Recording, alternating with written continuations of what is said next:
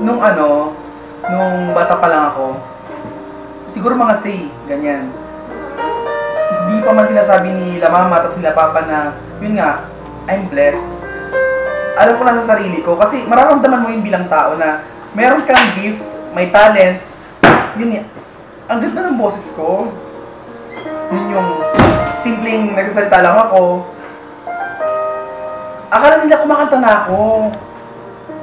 Music kasi yung tipong sumisigaw na ako. Parang daw akong humuhuni. Parang ibon. Iniisip ko naman, nung siguro nagbubunti si mama ko, lagi siguro siya nakikinig sa mga music nila Whitney Houston, Mariah Carey, kasi whistle eh.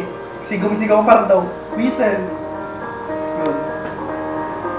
Ang hirap para sa akin kasi kapag dumadaan ako sa mga kalaro ko, nakipag-usap ako, parang daw akong nagpe-play sa opera, parang alam mo, Lea Salonga, parang ganun. Hanggang dumating yung time na parang problema na siya, yung talent ko, naging problema. Kasi, akala ng lahat, nagpe-perform ako lagi. Yung boses ko, hindi ko na siya nagagamit ng tama. Hindi ako makapaglaro ng maayos sa mga friends kasi sabi nila, kanta na lang, we want to hear your voice, your angelic voice, your golden voice. Yung pinaghalo-halong talent nila, Martin Rivera, Regine Velasquez, yun, alam mo yun na hindi mo na sila makausap ng bilang ikaw kasi kilala ka na bilang performer na maganda ang boses ko. Kasi it's God-given, kaya ang hirap itanggi. Ang hirap ipagkaila na hindi magandang boses ko. Kasi nagsasalita pa lang ako, ang ganda na. Hindi ko alam eh. Hanggang dumating ako ng elementary ako, nag-high school. Sa lahat ng contest na sinalihan ko, umpisa pa lang, yung first verse pa lang, ang kinakanta ko, pinapatigil na yung competition, alam na nila yung winner. I never expect whenever I join competition. But, yun na, tao na nanghuhusga yung mga judges na mismo. There was one time na, alam mo yun, pinapangit ko yung boses ko, uminom ako ng malalamig soft drinks, kumakain ako ng yelo, chocolates, mahilig ako para lang magawa ng paraan yung pangit ng boses ko. Kaso hindi, wala talaga. Still maganda pa rin. Hindi ko na alam. Very problematic itong part ito sa buhay ko. Hindi ko alam kung paano papagitin ang boses ko. Minsan nga sinasabi ko, ang boss ko Ann Curtis. Pero hindi. Charisse. Yung mga boss ko, KZ Tandingan. Wala eh. Miley Cyrus. Halo-halong magagaling. Grabe.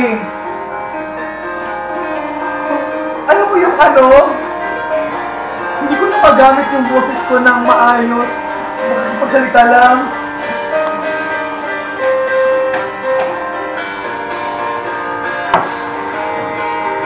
Mahilig ako sa sweets. Pero, walang epekto. Siguro sadyang ganito.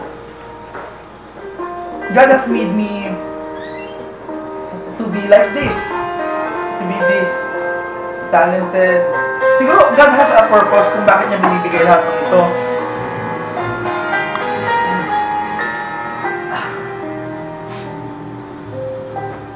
Maganda talaga ang boses ko.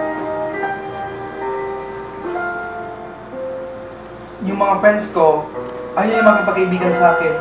I have this one friend, si Clyde. We were best friends. Pero, siguro may mga tao talagang insecure.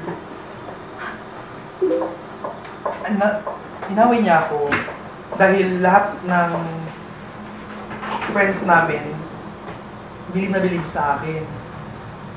Yun, ako na lang gusto lagi mapakinggan, nagkikwento siya. Siyempre ako na lang magkwento kasi ang ganda ng voice niya, parang siyang kumakanta pag nagkikwento. May office mate din ako si Marisa. Choir kasi siya, ako kasi I never joined choir or any singing group. So alam na lahat siya magandang boses. Ngayon, when I came into the picture, na-choir si Marisa. pinapaintindi ko naman sa kanila na hindi ko gusto itong mangyayari sa akin na ayoko to. Kaso, yung talagang kapalaran siguro na wala akong magiging tulay na kaibigan dahil sa boss ko. Ito dahil nafe-feel ng iba na inferior sila dahil ang ganda talaga ng boses ko. Pang-artista. But, take note, never kong inisip na sumali sa kahit anong singing contest na national kasi ayoko sumikat. Yun. Hanggang ngayon nga, ito patapos ako ng pag-aaral. I don't know where this voice would bring me. Would bring me to fame. Or, hindi ko alam. Basta alam ko, kailangan ko ito yung ibahagi. Babahagi ko ito sa lahat ng tao dahil ano man ang sabihin nila, ito anong sa akin na to? Gusto niyo ba ng sample? Anong gusto niyo sample? Give me one moment in time when I'm more than I thought I could be, when all of my dreams are a heartbeat away and the answers are all up to me. Nasaan na kayo pupunta? Gumawa kayo ng sample, di ba?